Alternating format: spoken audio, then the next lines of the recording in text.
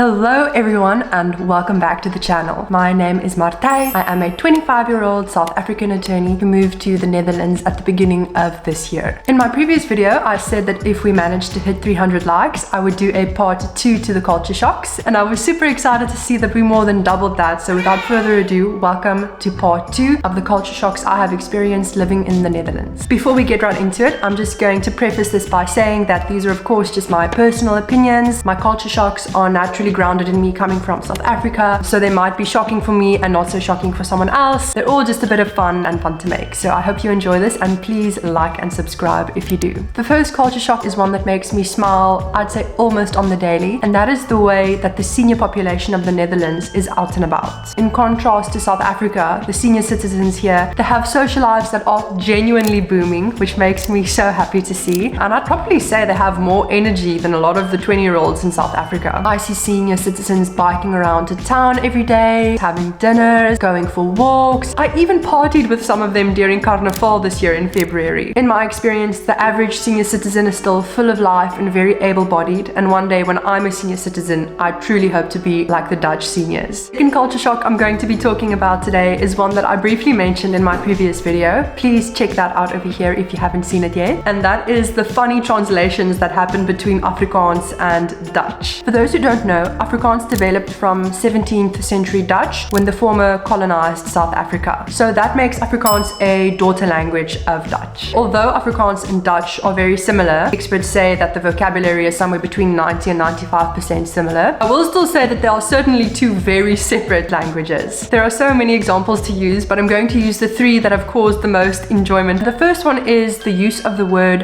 kanker. Kanker in Dutch and Afrikaans means the same thing, both cancer, but I think the most glaring cultural difference is the fact that kanker in Afrikaans doesn't really have any negative connotation other than, of course, being sick, whereas in the Netherlands, it is one of the most foul things you can say to someone. Don't call anyone a kanker unless you want to be ostracized at work or in conversations. The second one, I don't want to say it because I don't want to offend anyone, so I'm going to spell it out for you here. But this word in Afrikaans basically only means to hit someone. And in contrast, in the Netherlands, comparable to the F word for English, and I have casually told, "Ach, ek gaan jou," to my partner, which is not a bad phrase at all in Afrikaans, and I've gotten eyes from people at the rock climbing gym. The third and final one, in my opinion, is one of the funniest ones, but that is the use of the words "verskoon my." Verskoon my in Afrikaans means excuse me. In Dutch, it means cleanse me. I have said verskoon my when I want to excuse myself from a table, and that was met with a bunch of giggles. I was later told that I was basically asking someone to change me,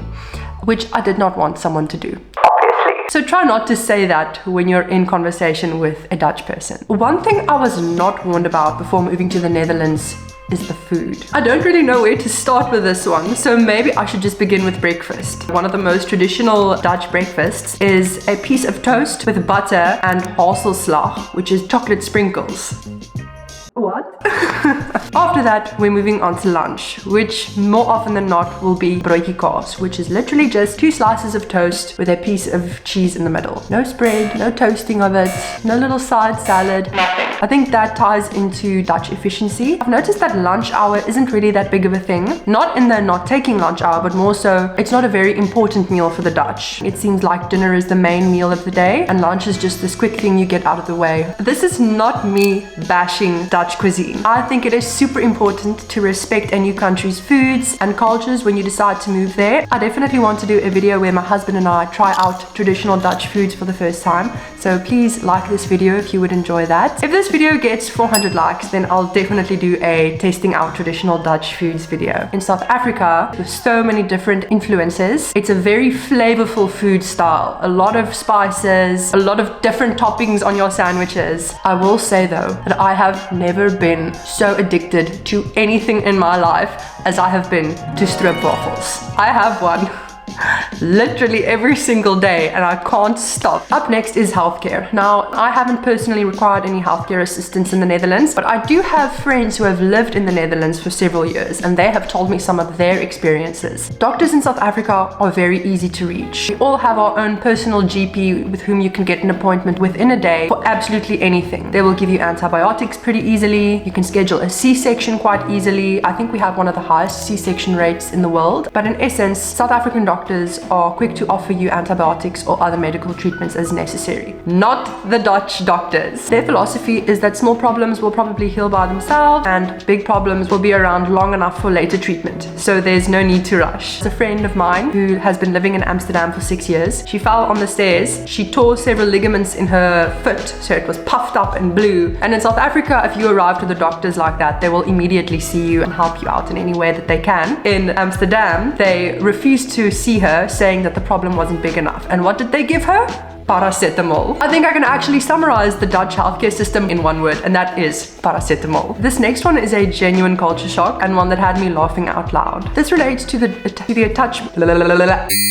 This one relates to the attachment the Dutch seem to have with their money, which I mentioned in my previous video. During our search for our apartment, which was shockingly the hardest part of our entire move to the Netherlands, I started seeing apartments online that were not finished. And at first I thought they were just promoting them and that the pictures would be updated closer to the time as they finalized the apartments. I was wrong. It turns out that it is very normal for a Dutch landlord to lease out a property in what is known as a kaal state, which translates to a naked state. This means that there is nothing inside. No light fixtures, no curtains, and most shocking of all, no floors. I asked my mother, who had lived in the Netherlands for many years, about this, and she was not surprised at all and said, yes, that is how it works. The tenant is expected to put in their floors, and when you move out, they will just take their floors along with them to the next apartment. The last culture shock I'm going to be talking about today is probably one of the best ones that we've experienced since moving to the Netherlands, and that is the understanding that the Dutch people have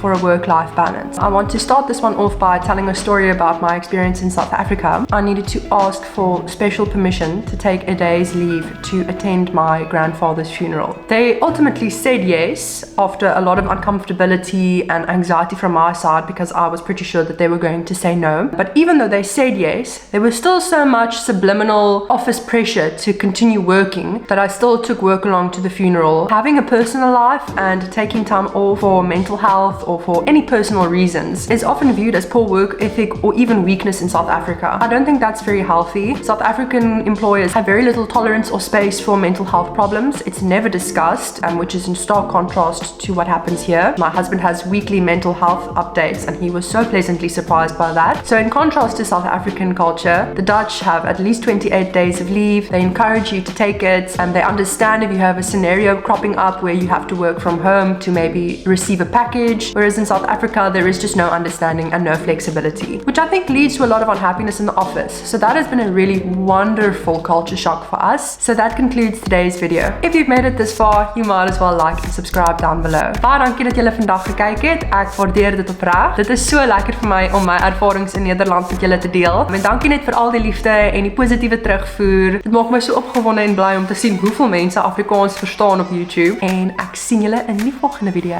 Fijne dag en lekker dag. Bye!